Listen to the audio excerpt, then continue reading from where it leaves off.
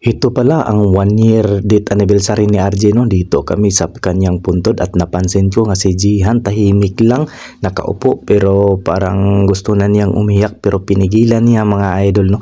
Hindi niya pinakita na umiyak talaga siya. Yung kita natin dyan na pinigilan lang niya ang kanyang sarili habang nakaupo sa puntod ni RJ mga idol. Pero maya-maya yan mga idol, hindi na talaga niya napigilan. Umiyak na talaga siya kasi sabi niya na miss daw niya ang kanyang kuya RJ.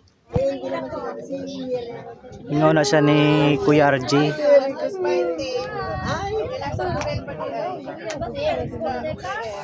Gimingaw siya ni Kuya RJ niya guys.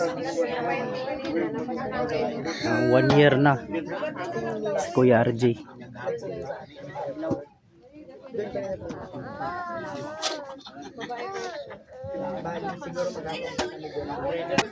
Ikaw?